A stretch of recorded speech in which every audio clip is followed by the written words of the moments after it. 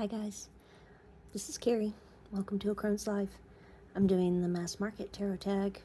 It's all about collectors and what you think you might want. So I'm just going to jump right into it. It is mass market decks for every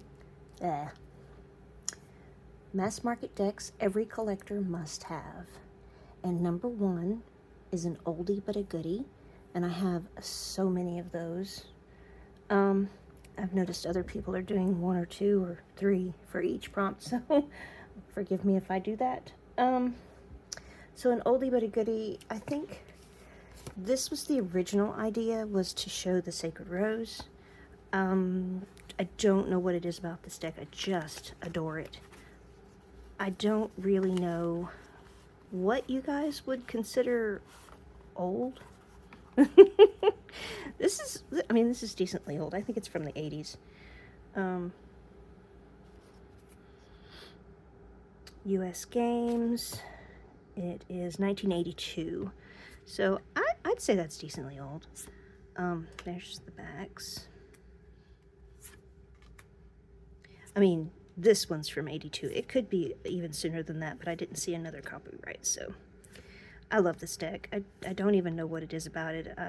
I think the faces are something that draws me to it. Definitely the colors, because that looks like He-Man. I don't know. They appeal to me. So yeah, everything about this is pretty cool. If you've never seen it, I recommend you look through it, touch it before you decide to get it. I'd hate for you to take my word for it and just go and hate every minute of working with it. Because, you know, everybody has their own tastes, and what appeals to me would not necessarily appeal to you. This is a really hard, it's kind of a hard tarot tag because, you know, mass markets. Some people don't even really value mass markets because they're mass market. They think that, you know, a deck has to be indie to be great. And, I mean, a lot of indie decks really are great. And maybe that tips the scales towards great decks are generally indie. But I think that there's a bunch of mass markets out there that are just, I don't know, they blow your mind. So, in the mind-blowing category, I picked the Sacred Rose. I may have to get a second copy, like a newer copy, because I'd really like to see what the colors look like in the new ones, but for now, this one's my baby. So, this is the Sacred Rose, and it is Johanna Gorillo Sherman.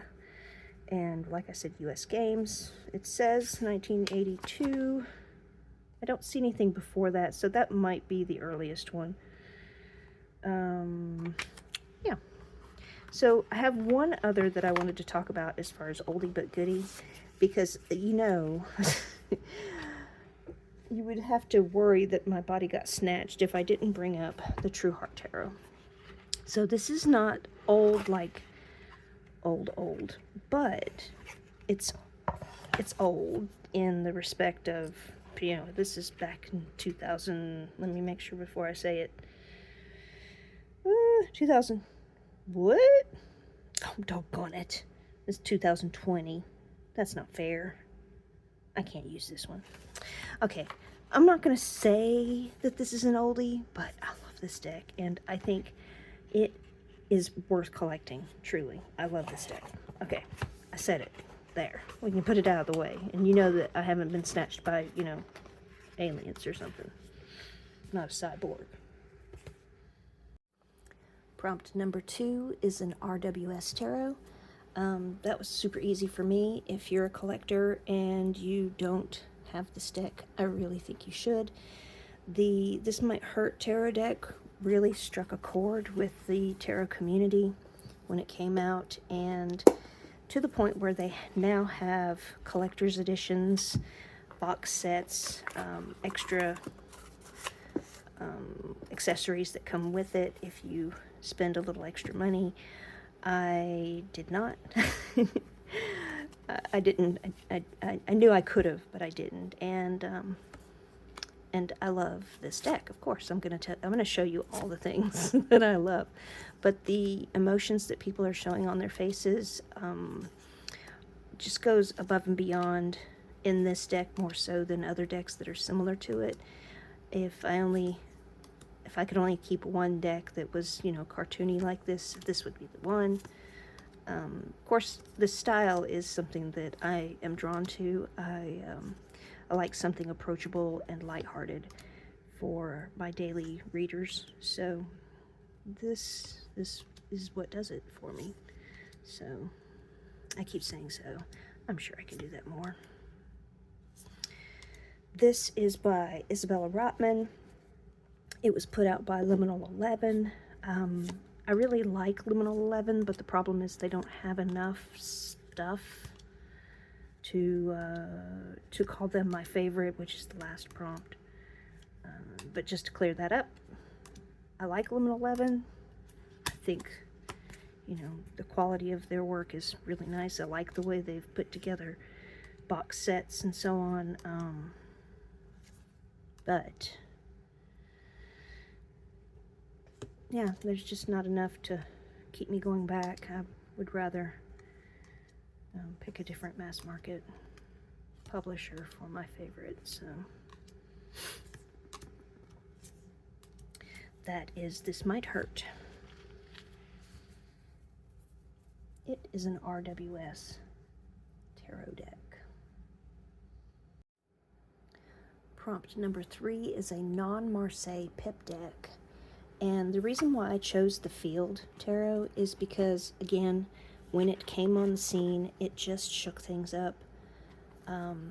It seemed like everybody was using it, and you could not escape reviews of the Field. And, you know, I often tease the Light Seers Tarot that I bought the Light Seers Tarot because, you know, peer pressure, everybody made me do it, which is true, but I believe that this one came first. When the Field Tarot was being reviewed, you know, when everybody was like going through the motions of just checking all this stuff out, you couldn't get enough of it. This one and the Texture Tarot were just a big deal. I don't read it Marseille style. I was trying to see. I don't think it's in a Marseille style, but it's definitely a pip deck. I love the vibrancy. I love the feeling of action, even though there's really nothing going on in the cards. Yeah, it's a very good deck.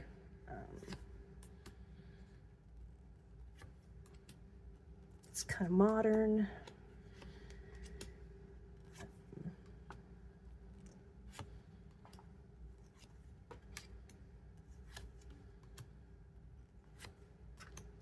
So this is by Hannah Elizabeth Fofana, and it was put out by US Games.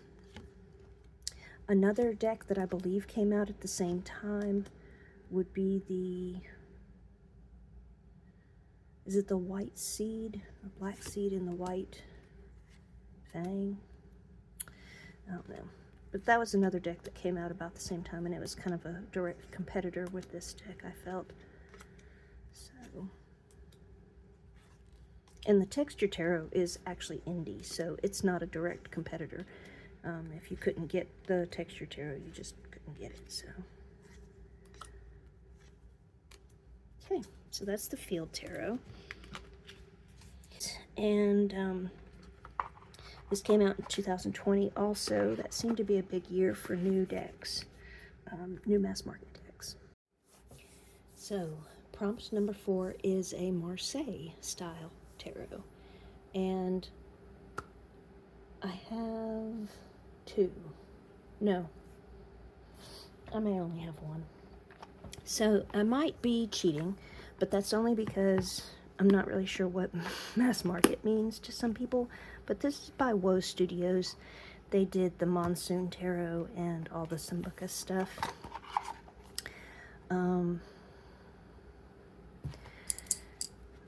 So I guess that's mass market. I mean, Look at those sides. Oh my gosh. I love it. I'm such a, yep. I love a glittery thing. I love a shiny thing, I should say. But this is an actual Marseille deck, so I know it falls into that category. If it's mass market, then I'm doing good. These are the backs. And I've got the Tree of Life over here, so that's kind of a cheat, but lots of fun for me. I have several Marseille style decks. They're just put away right now because I'm trying to, you know, get everything organized and make sure that I touch every single one of my decks. I don't enjoy having more than I can spend time with, so I make sure that I cycle through things very diligently and I touch and play with all my decks. So there's no excuse for me to have something that I'm not touching. Although, that's a story for a different day. Sorry. I found a deck that I had forgotten I had, so it was kind of a cool thing. It was like, you know, early Christmas. I was like, oh, I didn't know I had that. It was kind of funny. But, I mean, this deck is pretty neat. I like all the Sambucus stuff. I've got the whole set, and I think it's worth collecting because it's indie quality and so well thought out. But with this particular style, they have very small artwork, so I can see where this wouldn't necessarily fall into other people's favorite kind of deck domain. I really like it, again, because it goes with all my other, what is the name of this set? It's the Broken Tree, I think.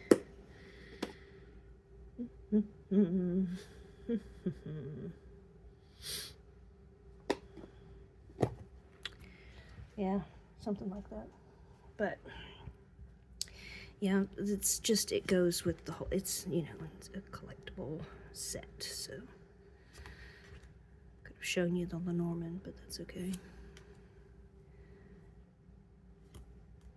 I find it to be beautiful and simple and very easy to read. Obviously there's cheat codes over here. They've got lots of symbolism to they just put up on the card.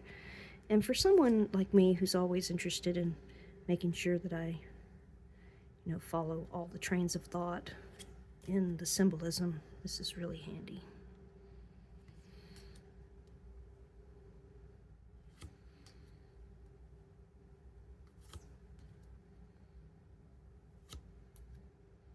It's very professional. There are, as far as I can tell, there's no misspelled words, no cards that are not labeled correctly. Everything seems to be just top-notch. Like, they looked over it very carefully, made sure everything was just as it should be. So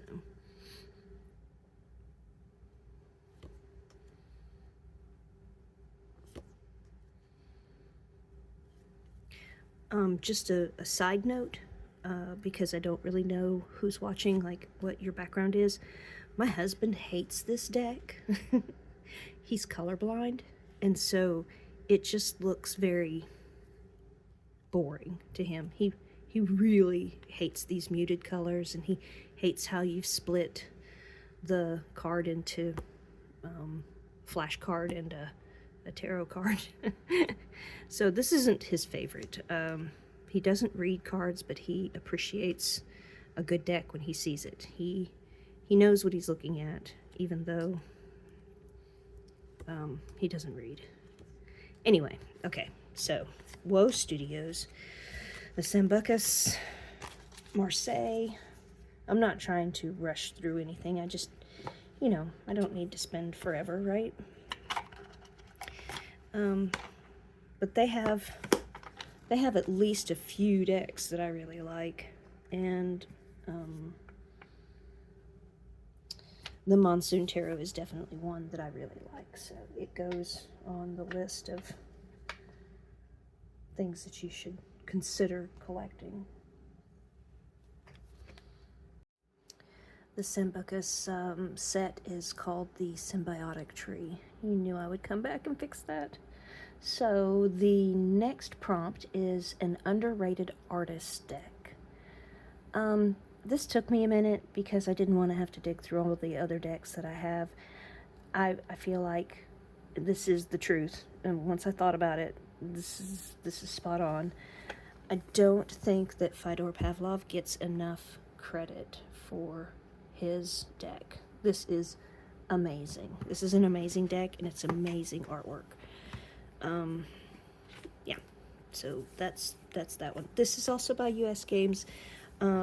Many tarot collectors would have his indie version because it was sitting around for a while before US Games picked it up, but boy am I glad that US Games picked it up, because I don't know that I would have ever been able to get it. So these are the backs. There's a few decks like that though. The Blood Moon Tarot is coming out, and I don't know that I ever would have been able to get that deck if it hadn't been for it hitting mass market. Yeah, it's kind of a blessing to us as consumers, but you know, I don't know if the artists are as blessed as we are.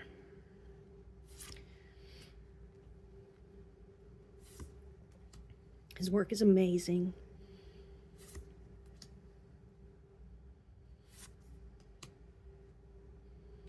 I've only seen a couple of interviews with him where he spoke about the Six of Cups and how the little girl in the Six of Cups is himself when he was younger, before he transitioned, and it was just a very emotional piece of artwork for him to create, and I don't know.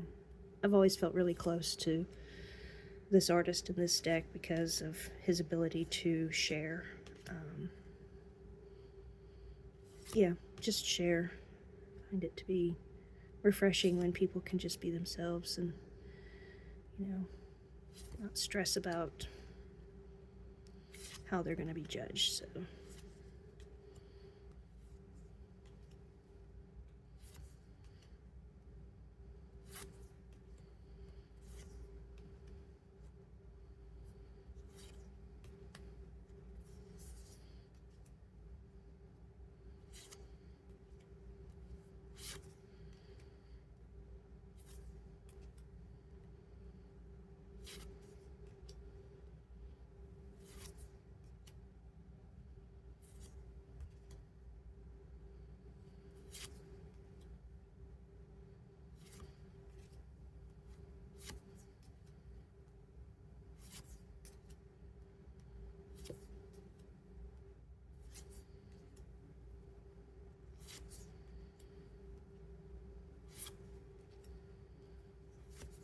Okay, so this is the Fyodor Pavlov tarot deck, and it is what I consider an underrated artist deck. Okay. US Games.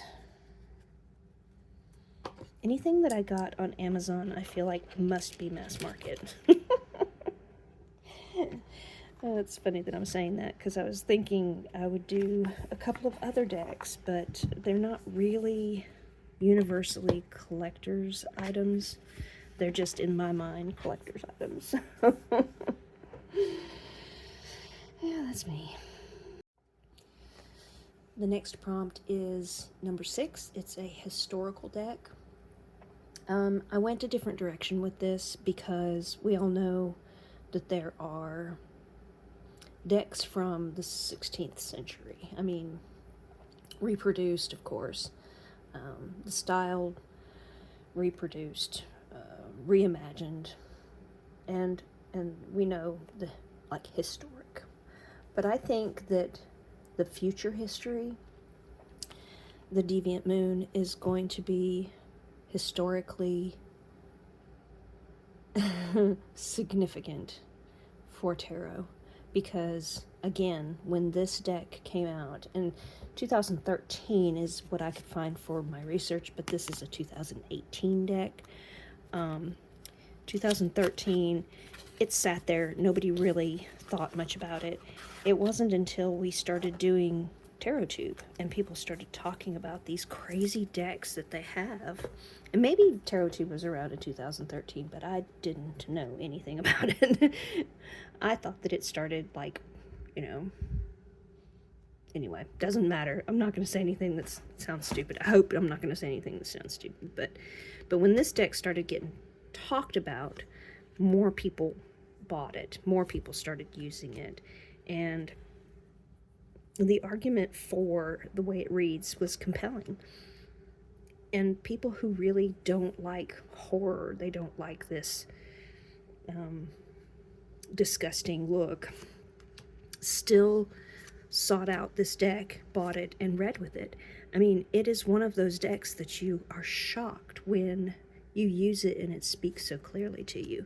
So I think when it all comes down to it, when it's all said and done, when the books of tarot history are being written, this is going to be a deck that makes history. This is going to be one of those decks. So for a collector, I would suggest get the one that you want to use and then just put one aside. If I could ever get the indie version, the 2013, or I don't know, it would just make me so happy. But I don't plan on ever selling anything, so I don't know why that matters. I'm just glad to have it.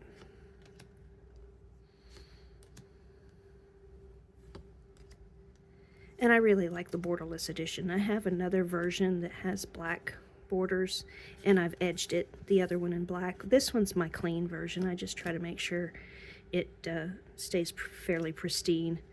As most of you know, I have a granddaughter, and I'm teaching her how to use the cards, how to be respectful to them, and you know, how to read them.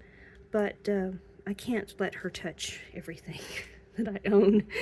She has a few decks that I can let her touch, and the pocket size of this I let her use. And actually, he has another. He has an oracle. I'm trying to remember. It's the pocket oracle. It's the secret. It's not Madame Wilhelmina. That's a different one, isn't it? Anyway, the pocket oracle. I let her play with that one because the cards are perfect for her, the size of her hands, and she's so gentle with it. It's amazing. She's adorable.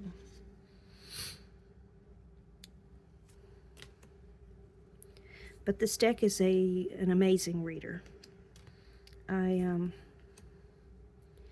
It's, to me, and this is just an aside, to me this deck seems to get to know you, and it knows when you need a good butt kicking, but it also knows when you just can't handle it, and it can be very gentle and almost huggish to me. I know that sounds really crazy, but it seems to have its own personality, and it's not trying to hurt your feelings. It doesn't seem like it's trying to hurt your feelings. It's just sometimes you need a good kick in the butt. And when I can't handle a kick in the butt, it's kind of nice to me. So, yeah, I love this deck. Okay, so Patrick Valenza. This is the Deviant Moon Tarot. It was picked up by US Games. He has his own website on Etsy if you want to look at his other things that are not mass market, but his Triumph della Luna, I believe, is mass market on US Games. I don't know that his oracles are.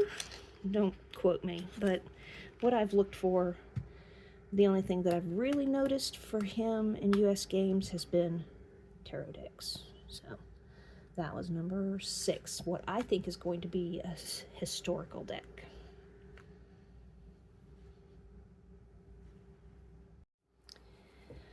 Okay, so prompt number 7, a deck by a renowned artist or using a renowned artist's work. So I have 2 decks here. This is the Lonely Dreamer 2nd edition, and this is the Dürer Tarot. Number 1. I am such a silly tarot collector. I don't even know what happened to the box for the Dürer Tarot. I don't know who published this. I know it's done in the style of Friedrich Dürer. I'm sure that's German. And whether or not this is like what you would consider, poor thing, what you would consider an artist, a famous artist deck, I don't know. I feel like it is, but I don't know. So because I don't know, I really do love this deck though. Guys, if you can collect this deck, do it, because it is so cool. Beautiful, colors are great, reads like a dream. It's just got enough sassiness in it. Okay, there's a lot of violence, just to let you know, but it's got enough sassiness in it to keep you awake. I mean, I love this deck. And I'm not holding it where you can see it very well. It tells like so many different stories in here. I mean, if you just use your imagination. Yeah, a lot of violence. A lot of animal violence in this deck. Not for the squeamish. But great deck. Love this. Super sassy. Don't get attached to the lion. Beautiful art. Love the art. Okay, so look it up. I don't have the box. I don't know anything about it, other than I really, really like it. It's the Dürer Tarot. But the Lonely Dreamer, it has 3 editions, and I've already used the 3rd edition this year, so it's tucked back. This artist's name, please forgive me, his first name is really hard to say. Odilon Radon, R-E-D-O-N, Radon. We're gonna say that. His artwork is really intriguing. I am fascinated by it. Okay, can you see that? Maybe. But this deck is curated art, and Esther Tishman, I believe, she's our Mindful Tarot tuber. She did the guidebook for the 3rd edition. I don't have the guidebook for the 2nd edition, so I'm not sure. I think she did the 2nd edition as well. But this is a good one. I love it. You know, anytime they needed to add, say like the infinity symbol, they did it so clean and subtle, not like some decks where they just, you know, blatantly throw up a wand or whatever. They're very cosmetically mindful about how they add the pips. I hope you can see this. I'm hardly paying attention because I'm enjoying it. Yes, but this deck I think is collector worthy. Oh, the moon is so pretty. Look at that happy little moon. Ugh.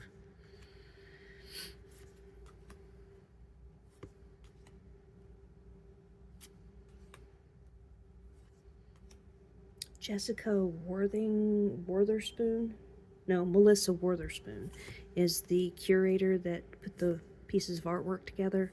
I give her a lot of recommendations.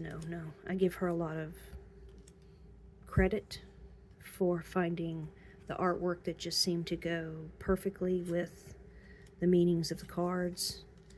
That's not always the case. This is definitely not a deck that was just thrown together. It took her many, many months to get the 1st edition together, which I've never seen the 1st edition, just to let you know. And these cards are so soft. They're like buttery. Love the quality of these decks. But see, the wands, they're very subtle. They were put in a way that doesn't interrupt the artwork. And I really love that.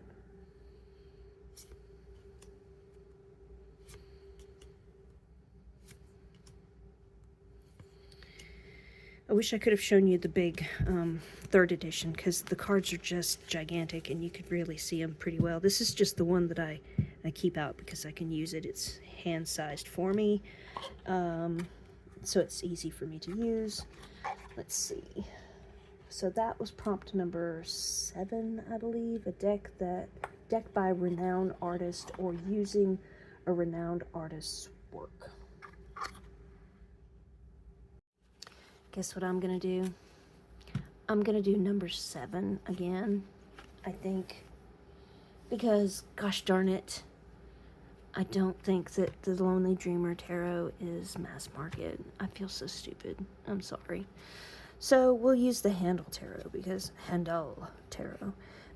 I'm positive that this is mass market and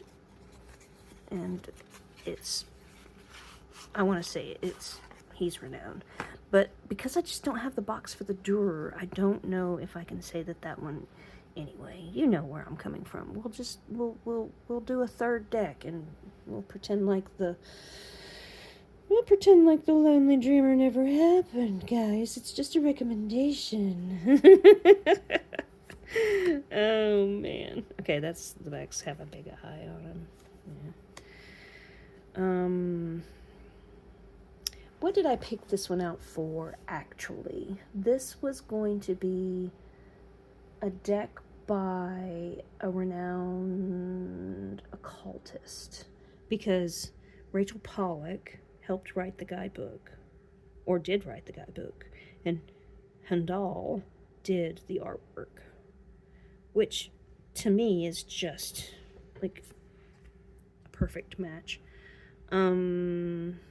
This is a pip deck. It uses I Ching.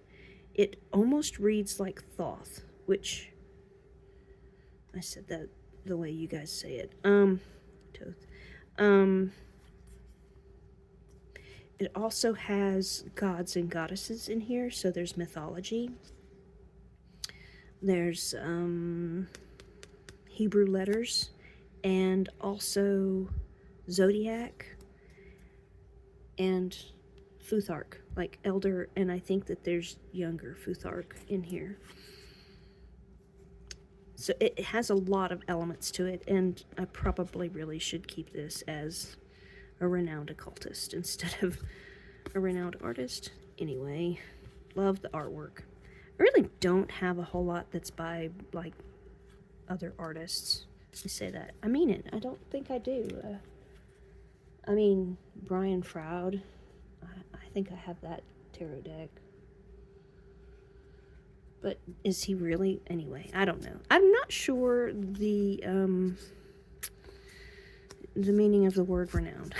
I'm not sure what equates.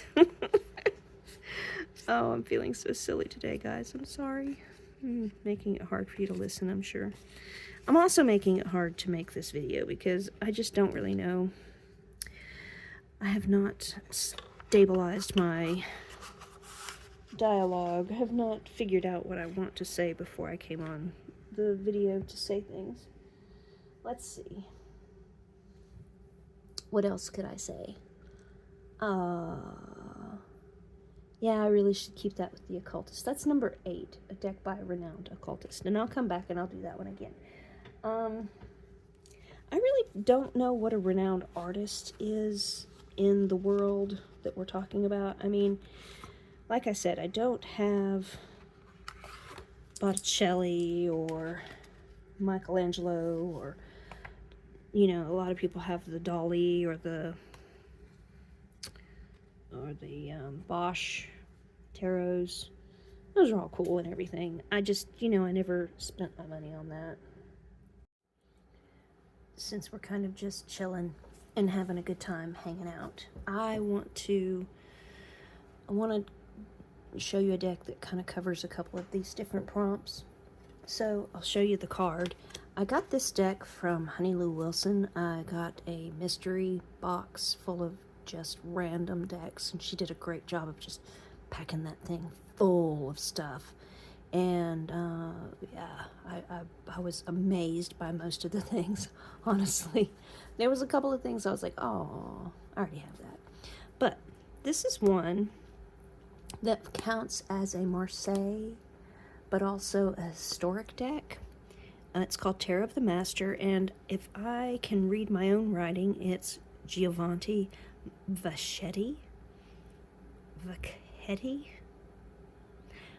And anyway, I've gone off the edge with the last name, so I believe it's called In Between Marseille, but I'm not positive. Or no, it's called the Master, Tarot of the Master, but I for some reason I wrote In Between Marseille. So this deck has really nice bright colors, which is nice because a lot of those old historical decks are just kind of dull or just ugly, and I think this one's so pretty. It's kind of like my Durer tarot, where the colors are just beautiful and the artwork is really truly lovely, not just, you know, cartoonish. And I'm going to say that because it's some old man that drew it. I think this is really pretty. Sorry, I'm feeling sassy. A little frog and a snail. Oh my god, the snails. Oh, ladybug. Well, it looks like a ladybug. I have got a lot of ladybugs in my house right now, so I was thinking about ladybugs. Okay. Yep, so this is a deck that I think would probably be worth collecting. I may look for another box, like to make sure I have a box for it, but right now I'm just enjoying using it. See, doesn't she have a great look on her face? Like, wow, nice. I'm going to show you this over my shoulder. Check it out. What do you think? It's a big pentacle, but we're going to call it a coin because that's what Denari is. Anyway, yeah, so I love this deck. I did not expect to get anything like this. It was just amazing. Thank you, Honey Lou. This is really, really amazing. Let me go back to Tarot of the Master. It was first published in 1893 in Italy, and it was reprinted in 2020. Like I said, I think 2020 was a big year. Don't be embarrassed about getting tons of 2020 mass markets, because I just think that's when everything kind of blew up mass market wise. Yeah, I think that we all started collecting. I want to say collecting. I don't know for sure, but we could have switched gears from being, you know, tarot readers to tarot collectors in 2020. And yeah, I can remember my friends talking about things this way. Okay, so that could be a historical deck. It could also be a Marseille deck, and it's also one that might be underrated because I just don't see people use this very often. And, you know, it's really lovely. I think it's much prettier than most Marseilles. That's just my opinion. I'm not crazy about the artwork for most Marseilles. This artwork is just lovely. Okay, number 8, a deck by a renowned occultist, and I picked the Handel Tarot because Rachel Pollack writes the guidebooks, and we've been told several times, you've been told several times, that there's a couple of different versions of the guidebooks. You can get the major arcana in one guidebook and the minor arcana in another guidebook, or you can get the one book that is all of the cards. So I am not proficient with this deck. It is quite a read. So I still have some studying to do. I think that the artwork is beautiful, and the writing that I've seen of Rachel Pollack's is lovely. I don't think I'm going to have any problem reading the guidebooks. Yep. This is a great deck. It pulls in a lot of different things. Like we've got the Elder Futhark, we've got the Hebrew letters, we've got the Zodiac, we have the imagery itself, which is referring back to the RWS. There's astrology.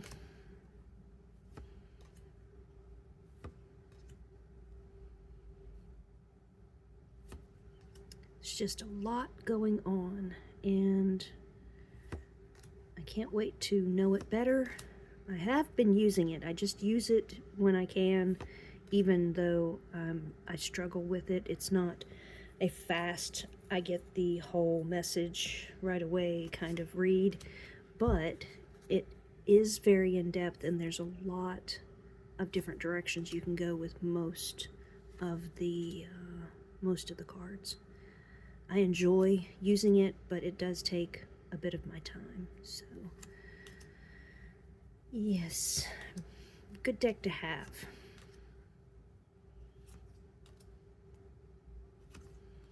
It's right up there with the Thoth.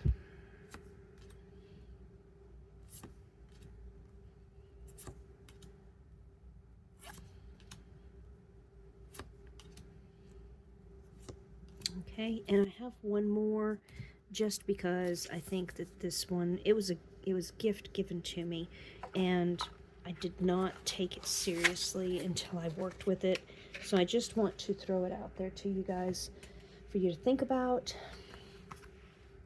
This is the Mother Peace Tarot, and Karen Vogel and Vicki Noble were two groundbreaking artists slash tarot creators in their time. This was put out in the late 70s.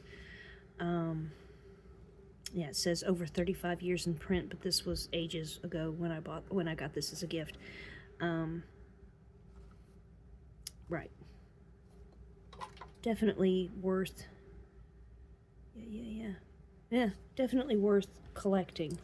I did not buy it for myself because I thought it was, forgive me, everybody who hates for me to say this, but I thought it was ugly. A lot like the Navigators of the Mystic Sea. I thought that was ugly as well. Navigators is an awesome deck, also collector worthy. But the Mother Piece, it might be the very first deck to take on tarot with a feminist vibe. Now, I don't know positive 2016. So, and it just says it on the side here. But, yeah, the art is primitive, and, you know, there's a lot to fill in, detail-wise, but it gives you the right message, and it gives you this message from a feminine point of view, and that in itself was very, what's the word I'm looking for? It was very novel at the time for people to think about, even, you know, looking through the lens of tarot, or looking through the lens of femininity,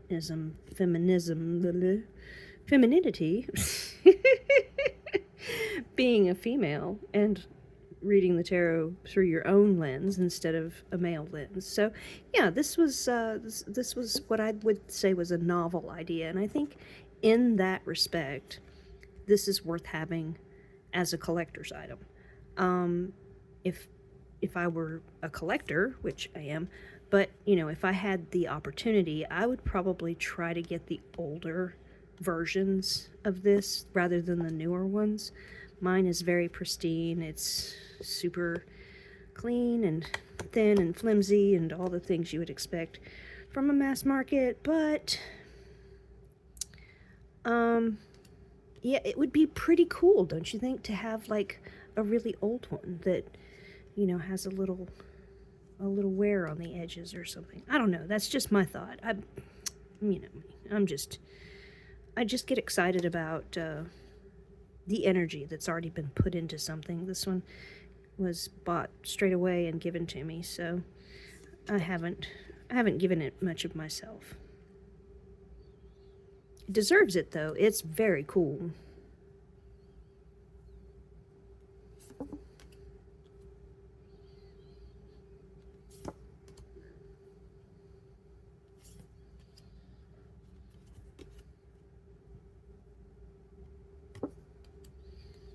So this is the Mother Peace Tarot.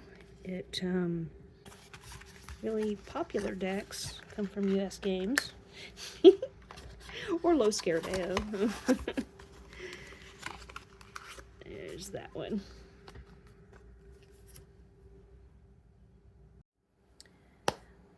So the last one was a deck by a renowned occultist, and number 9, a recent release. I have a couple. Because I have like really, okay, I have really strange taste. I'm all over the board. Okay, I'll just jump into it. Sorry.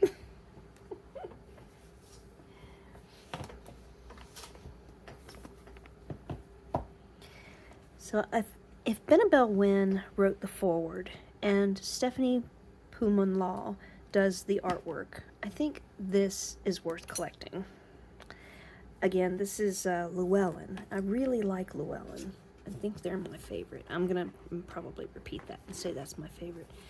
Look at this gigantic book. I mean, the artwork is gigantic. The letters are nice. They're evenly spaced out, but they're not like, you know, only a little. This is actually a little bit, but, you know, not all of them are just a little bit. This is a gorgeous deck. Oh, I haven't worked with it yet. I feel bad. It's coming up. It's coming up on my list. But it is fresh. It is brand new, and it's still in order, so yay me. So I pre-ordered this. Got it from Amazon. Probably don't want to hear that I got everything from Amazon. This is the backs. These, you know, her work, Stephanie's work, is so intricate. Like, everything is almost tiny. If you had this hanging on your wall and it was big enough to just see everything, you'd probably appreciate all the details. I'm amazed by it because, you know, it's hard to fill in that much space. It really is. So, love the colors. I love how soft it is. I have not read with it. It's still in order. I haven't read with it. I feel like this is no regrets, right? No regrets. I think this is going to be worth it. I may have this as a deck when I'm 90, and I won't be able to see anything but the colors. my eyesight is not great, guys. I'm just, you know, getting older, that's all. But this is a beautiful deck, and I trust these two deck creators. I think taking a chance on this is not really much of a gamble. I think that the combination is just, you know, it's just a winner. Gosh, I love that Judgment. That makes me so happy. Wow. Just wow. The world is a dragon. Oh. Focus on it, please. Or don't. Or maybe it's my eyes. I don't know. That's okay. Yeah, so this deck, so good. But I'm speaking out my ass because I haven't used it yet. Oh, there's a face. I didn't know there was faces in here. Look at that, there's a face. Of course there's faces in here. What am I saying? Anyway, I'm going too fast for you, but this is a new release, and I'm sure you can find walkthroughs all over the internet. The other new release that I have may not be collector worthy, like, anyway, I think it is. Taylor Swift. It's the A RWS Tarot. I remember finding out about this, and I immediately texted Candy and said, look, you've got to know about this, and she didn't. So we both pre-ordered it together. Swifties. Okay, confession, I'm not the biggest Taylor Swift fan, but she's like making this, it is out of order because I have played with it. She's taking the world by storm right now. I don't even have like all the good reasons for thinking this should be in everybody's collection. I mean, if you don't like Taylor Swift, that's fine. I get it. But if you do like Taylor Swift, This is amazing. The artwork is really cool. And for every card, there's a song. That's amazing. I'm so thrilled.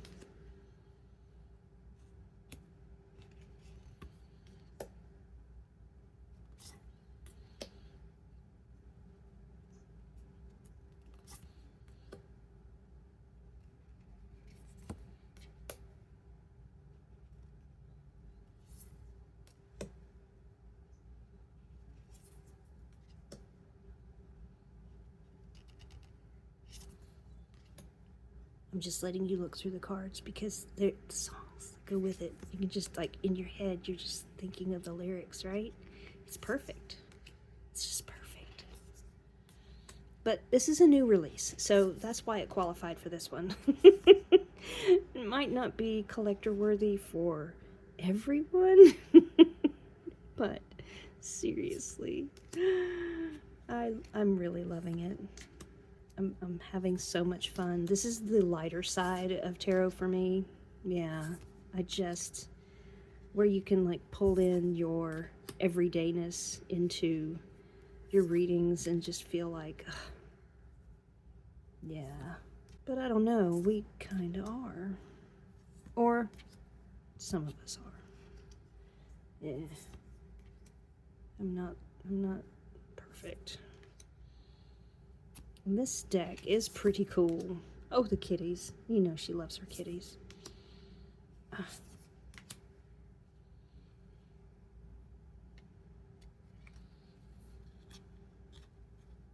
It's stuck together, so sorry.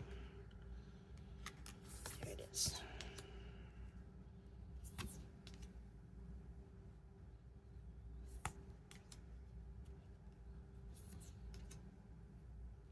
Again, because this is a new release, I'm sure you can find a good walkthrough somewhere on YouTube. I just wanted to throw this out there because the two different sides of tarot for me, you know, kind of sort of serious, but then also kind of sort of silly and fun.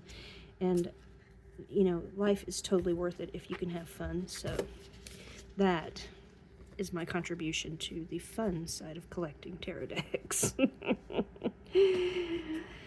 I was way too excited about this to give you any of the information.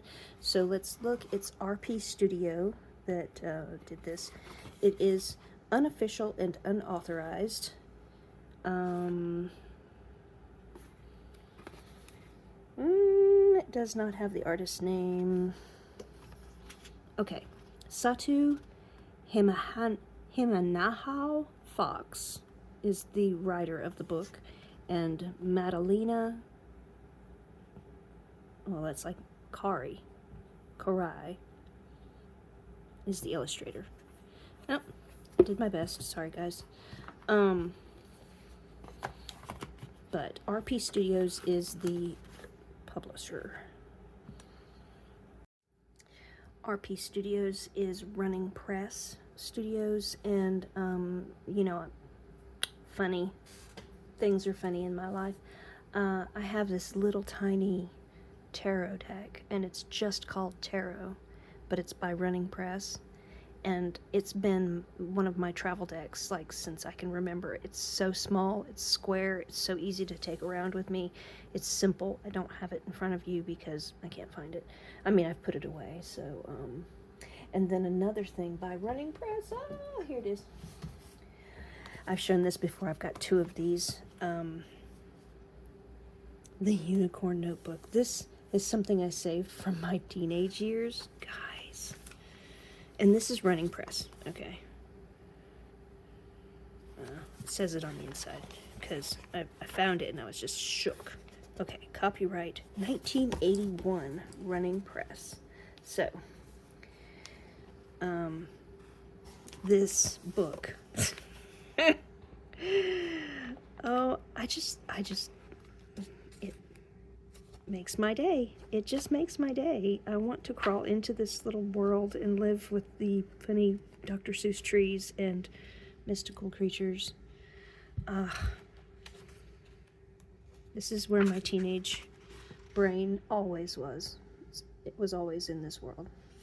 So Running Press is one of those funny publishers that you never really know. Look, it was $1. No, I'm sorry, it was $4.95. You know I got it in 81 because I'm old. Okay, so yeah, I have 2 of these, and I have a couple more of their notebooks.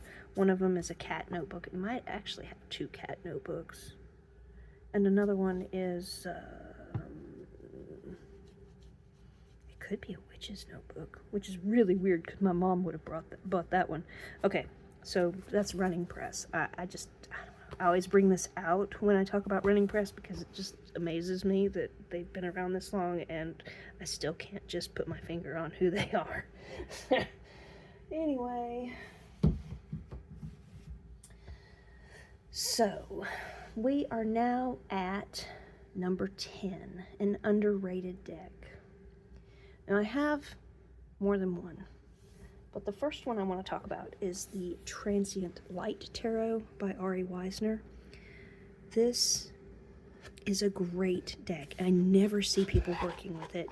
I have seen people who have it, like that do these hashtags, and they bring it out for the hashtags, but I've not seen it on pick-a-pile readings. I do skim around with pick-a-pile readings because I think I need to do that.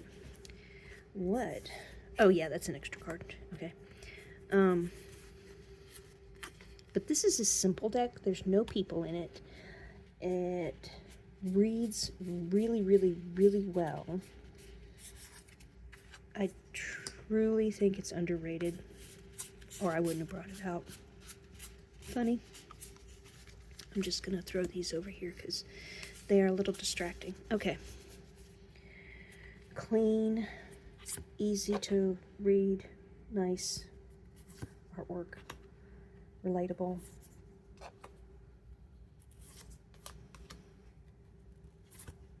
Do you need it? No.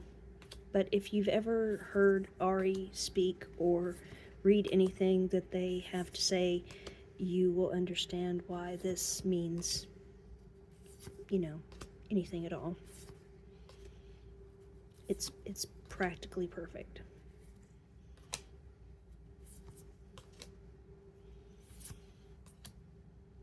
Whereas the Fifth Spirit, it kind of no holes barred and doesn't hold back the punches and things like that. This one is more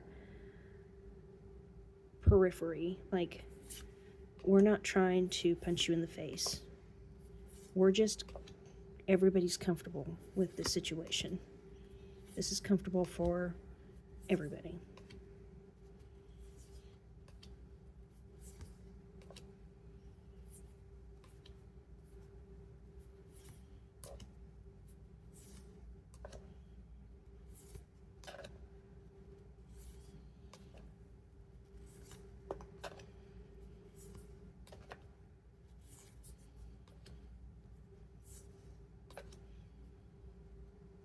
That's pretty hilarious. Okay, so this is R.W.S. and the publishing company is Rockpool? No, Hay House. Okay, so the publishing company is Hay House. And another thing about this deck that I think is really, really cool, besides the fact that it's underrated, is that it's plastic free and recyclable. I don't see that on too many decks. You have to leave out the core of the cards to make them recyclable. So not very many people do that. Got another underrated deck, and this one's coming out because I'm actually using this week. It's the Intuitive Night Goddess Tarot. I always forget how good this deck is. And then when I use it, I'm like, oh man, how do I forget how good this deck is? It's so good. So mine's chipping because, yeah, I've had it a minute. They have renamed some of the cards. Not that that's a problem, really. It's not too many, and yeah, they have reasons, so it's good.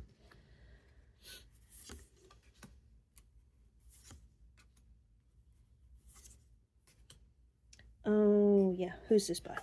This is... This is Carrie being frustrated. Lindsay Silverman and Eye of Astro. Would that really be their name? Maybe. Yeah, artists are funny. Okay, Lindsay Silverman for sure. And I'll show you her name because it's spelled a little different.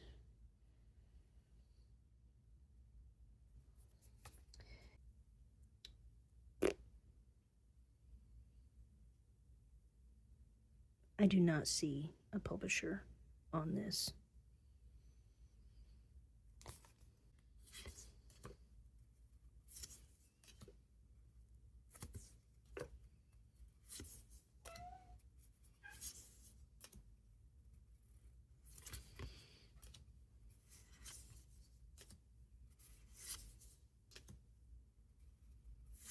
Yep, I've really enjoyed working with this, and like I said, every time I pull it out, I just say to myself, why don't I ever remember how much I like this deck? It's just so good. Again, it has layers. They've renamed the Fool as Potential, but, you know, it's got mythology because these are gods and goddesses. They have some astrology, I think, in here. Let me look at my guidebook again. Seems like I would know some of this.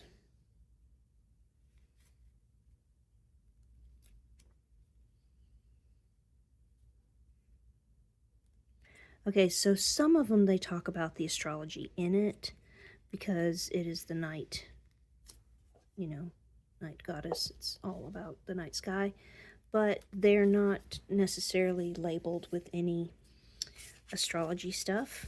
So you just kind of have to look through the guidebook for any of the references back to astrology.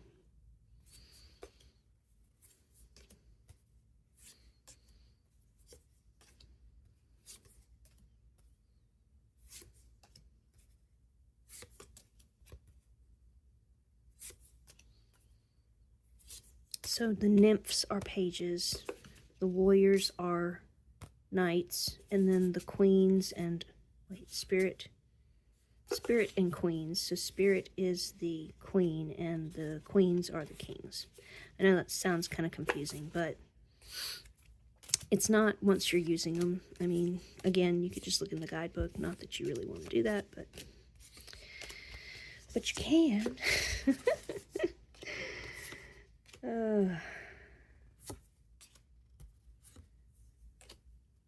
I love that High Priestess. She looks like the nicest High Priestess I've ever seen. Okay, so the Intuitive Night Goddess. I can't tell you why you should collect it, other than the quality is amazing, and it's a great reader. I don't think it has any kind of significance historically or, you know, in the world of influencing tarot artists and authors, but it's a great deck. I don't think that I think it's underrated. I don't think people really give it the attention that sometimes I think it deserves. So those are my two underrated decks. Oh, I got stumped on number 11, a deck by a renowned deck creator. I have a ton of decks, guys. I have a lot to choose from, and maybe that's why I get really, like, confused is the best word to say. Oh, wait, before I go. See, there's a reason why I didn't just stop and start. Another underrated deck. I don't have the deck in front of me, but I have the guidebook, and it's in Danish. This is the Yolanda Tarot. This is totally worth collecting because the artwork is amazing. It's the only tarot deck that Hans Arnold did, and in my humble opinion, it is just amazing. You can't miss out on this. This is great. And the only other person that I've seen like pull it out and talk about it was Thea, the garden goddess. And And she said the same thing I did. This is just amazing. It's trippy, it's fun, it's wonderful. It does great readings. And I have the Danish version, and I still think it's like the most awesome reader. I don't even know what they're saying, well, half the time. But I do use Google Translate on the book, and I can read that. But yes, this is worth collecting. This deck is worth collecting. I'm gonna get an English copy one day when I feel like I've earned it. Okay, so a deck by a renowned deck creator. I decided to go with Lalania Simone because she just released the Mythweavers Tarot on Kickstarter. I just got it in the mail. I can't pull it over here because it's indie at this point, but she has several that are mass market, and I just got this one in to go with my Mythweavers. It just seemed like it could, so I did. But y'all, this is an animal deck, and it's her kind of traditional collage style. I have not used it yet, but I'm using this as an example for the creator, the deck creator, and that's Lalania Simone. So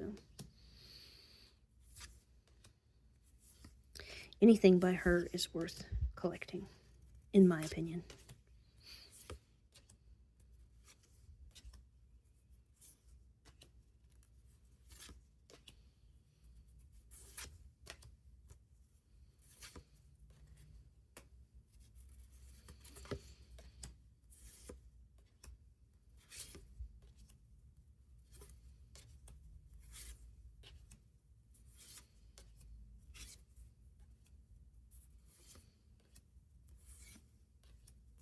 And I really think this could go with anything. I could pair this with just about any tarot deck I've got in my head right now. Maybe not Solabuska. Maybe not the Other Worlds, Pagan Other Worlds. But any of my modern decks can definitely go with this. Look, it's a cicada. I'm going to have cicada tattoos one day, and I want to show you just how much I love them. They make me crazy. They make me insane. That's power, people. No, this is a good deck. I really like the artist. I love her work. I have not sought to get everything she's done, but I do have quite a few of her decks, and hashtag worth it. I just think it's awesome. Shiny green. And this is an older deck. This is not brand new. Just because I got it brand new right now doesn't mean anything. It is redwheelwiser.com. Red Wheel Wiser. That's a, yeah, Wiser Books. That's a mouthful. I think it's just a couple years old, maybe.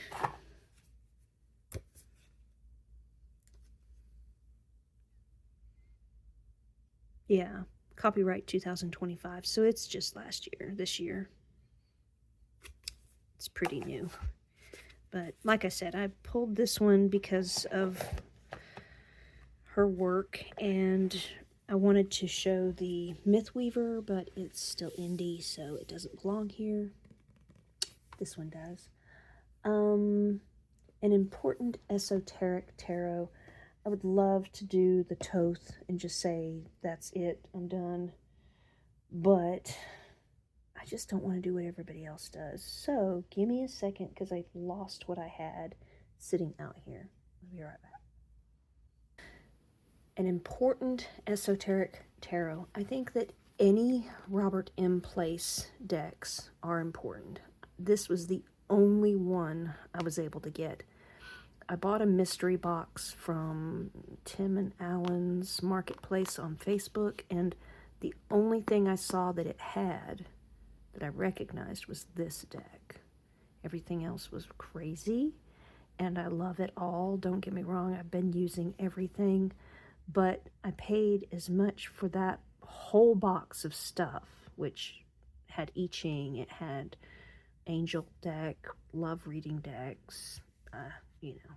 It had books. It had a lot of stuff in it. This, I paid the same for that box that I would have for this. Like, it was $35. That I would have paid back when this was still, like, super available.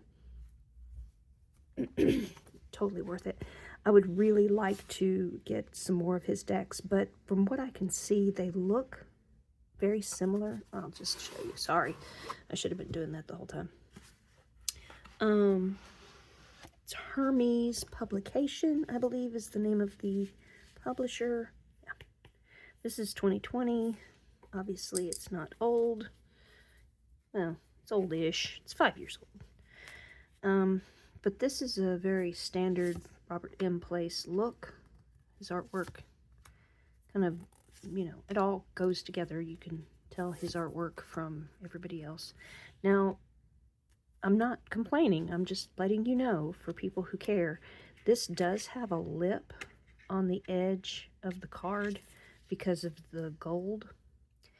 They, I guess when they cut the cards, they cut it this way, and the lip is on this side. So, it doesn't bother me. Again, I'm not discerning in that respect, but there are people who have issues with the tenderness of their hands, and this might catch on your little hands. So, yeah. And what I tend to do if I really want to work with a deck and it has these little lips is I'll just rub them together. I know. Yeah, that's ridiculous, but it works, and yeah, I'm able to shuffle things pretty well after I've done that. So this is Robert M. Place, and this one is the Something Alchemy Sevenfold Mystery, Tarot of the Sevenfold Mystery, and it's the second edition from 2020. I got them turned around. The second deck that I think is an important esoteric deck. Should I do? I've got 3 of them, so I'm trying to decide between the 2 that I have left. I think the Oracle of the Radiant Sun. Very, very important. It introduced a lot of elements on a card at once. Like, it dares us to know all the things. Come on.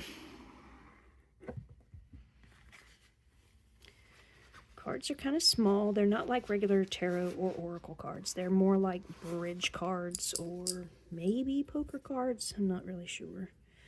But they also have this very traditional style. It's, if I were to, you know, talk about it in my art group, I would say it's a very intaglio style.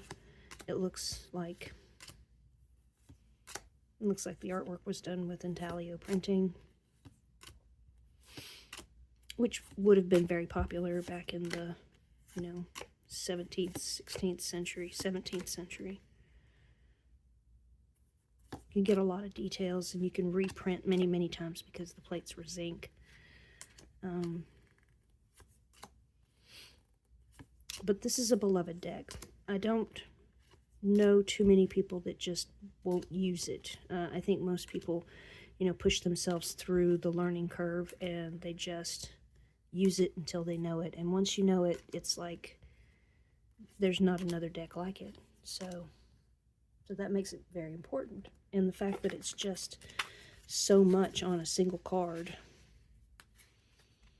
with the symbolism that, I mean, I kind of think it's amazing. It goes back to the Handel Tarot and the Italia. But, you know, I don't like the Italia personally. It turns me off for some reason. I don't think we get along.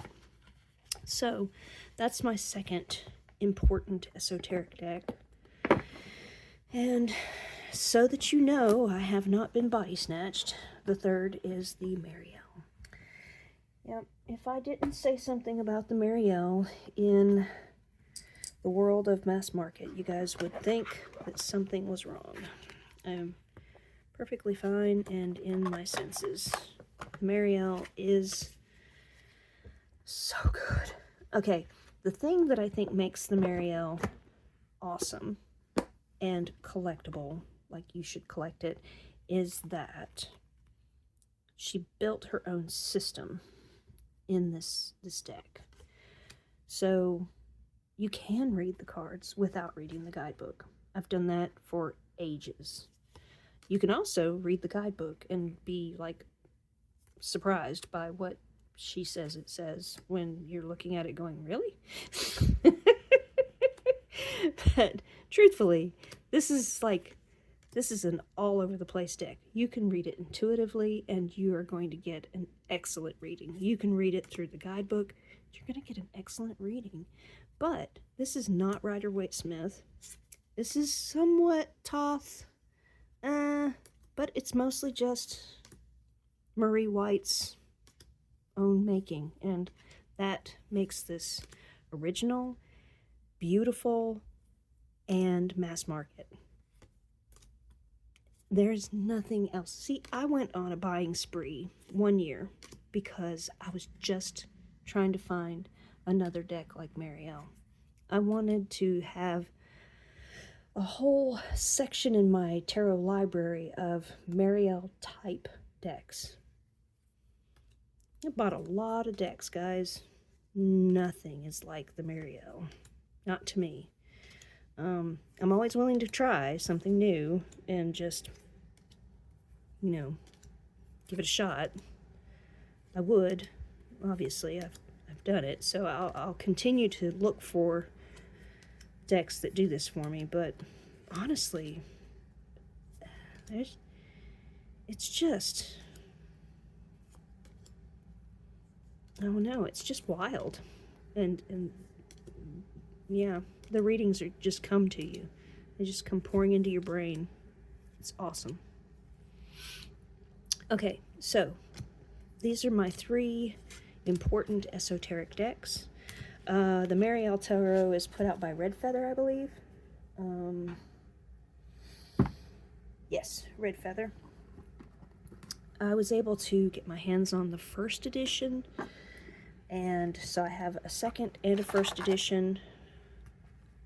I don't think I'll ever get the indie version of this. Jiggling you, sorry. But if it comes across my periphery, if I see somewhere that I have the ability to get the indie version, I might consider it. It's just it just means that much to me. Very last prompt, I believe, is which mass market publisher is my favorite mass market publisher of collector's decks. Oh, that's really hard. I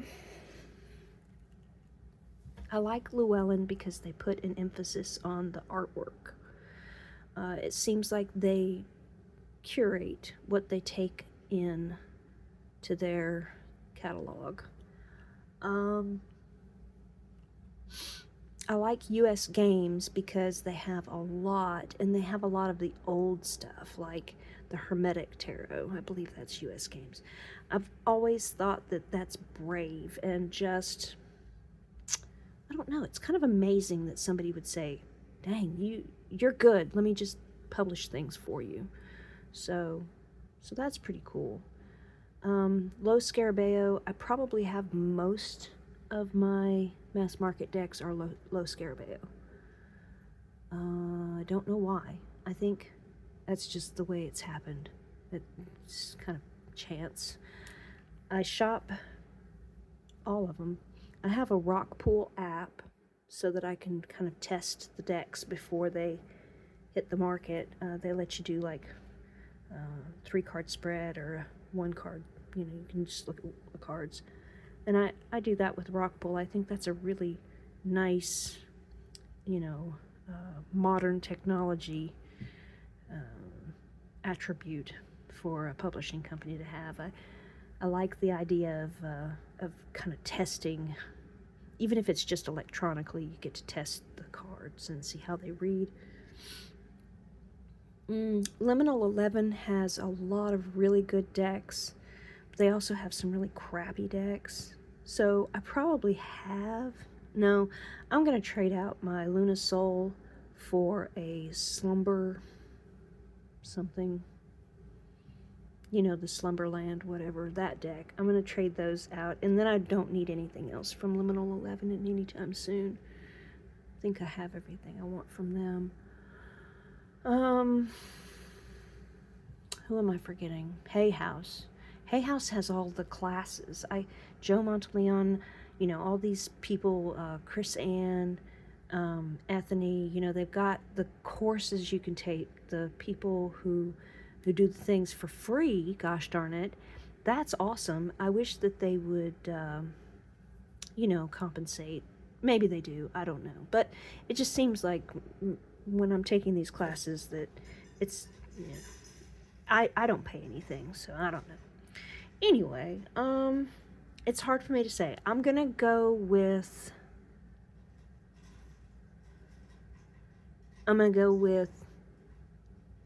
US Games. Just because their tuck boxes are nice, and I have a ton of their stuff. So, I'm gonna go with US Games. That might be just what I have to do. I mean, you know. It probably doesn't even matter. You guys are probably just going, who cares? But that was my last prompt. I had to answer it. So my battery's dying on my phone. And just to let you guys know, I have Rachel Pollack's 78 Degrees of Wisdom that I'm hoping to tackle. I've said this 5 times now. I'm hoping to tackle 75 Degrees of Wisdom starting in January, and wish me luck. I hope you guys, you know, share with me, tell me what's going on with you, and have a great week. Bye.